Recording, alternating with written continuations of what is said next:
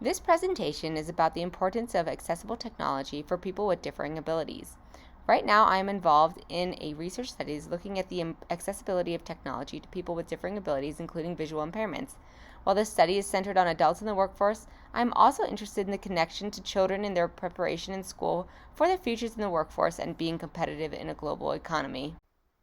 The Americans with Disabilities Act was signed into law by President George H.W. Bush in 1990. It guarantees certain rights to people with disabilities.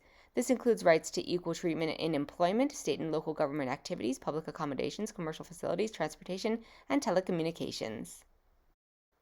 These rights did not come without the tireless work of people with and without differing abilities fighting for equality for all people.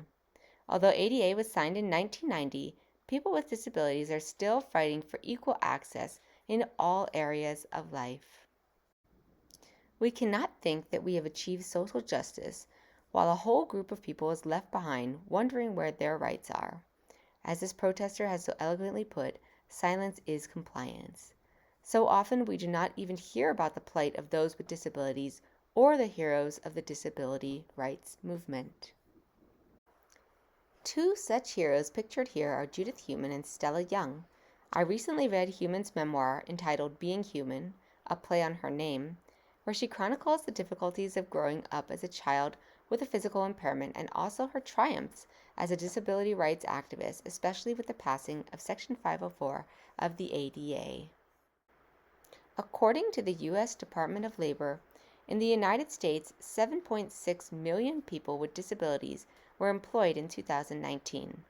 When all job and age groups are taken into consideration, those with disabilities make only 66 cents to the dollar of those without disabilities. The number of people with disabilities employed should be higher, but finding employment has been difficult for many people with differing abilities because of a variety of reasons, including the inaccessibility of workplaces and the lack of training available in assistive technology. People with differing abilities may need such accommodations as refreshable braille displays, pictured here, voice-to-text, screen readers, adapted computers, closed captioning, and the ability of these technologies to work with proprietary software.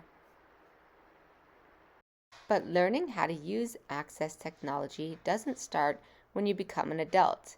Even young children can learn the basics to build upon as they grow. It is much more effective when a student is taught throughout their educational career and can also use the technology to access their education. Access technology need not be complicated. Sometimes it can be as easy as an enlarged screen. This may seem like a simple accommodation, but has made a huge difference for students with visual impairments during this time of distance education brought on by COVID-19. The only piece of equipment that you may need is a cable to connect the computer to the television. Therefore, technology does not always cost hundreds or thousands of dollars. Two existing pieces of hardware that you already had, connected by a $10 cable, may be all you need. However, many teachers lack either the training or the willingness to implement even the slightest changes to enhance the learning of their students.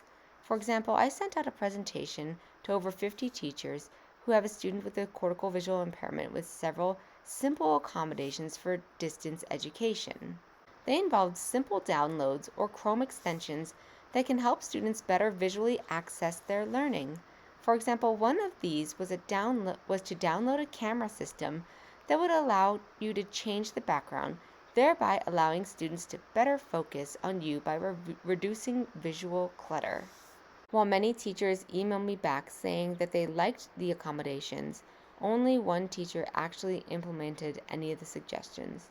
She implemented the use of a custom cursor so that it was larger and able to be seen by her student during distance education. No other teachers used any of the suggestions. Some of our teachers may be forgetting that these accommodations, such as a communication device like the one pictured here, are written into the IEP, the Individual Education Plan, which says that they must be followed for the student to have access to their learning. It is not an option. Without the proper accommodations for our students, they are truly not having equal access to the general education curriculum, a right that is guaranteed by law for every student, including students with disabilities who have an IEP. And the outcome isn't just that school districts may be sued or the teacher may receive a negative performance review. The effects are much more far reaching. A student who is unable to learn because of a lack of accommodations will fall below grade level and may never recover. Some of our students with more severe needs never even had the opportunity to show what they know because they are not given access to appropriate technology that allows them to express themselves, such as a braille writer with speech output pictured being used by this student here. Longer term, our students with disabilities may grow up to be adults who don't have the skills to compete for better paying jobs because of the lack of access to education that they had as a result of technological accommodations not being made available to them during their years in school. But the time is now that we can make a difference by giving all students appropriate technologies so that they can have access to meaningful curriculum. If we start now, we will build a bright future for all students from all backgrounds.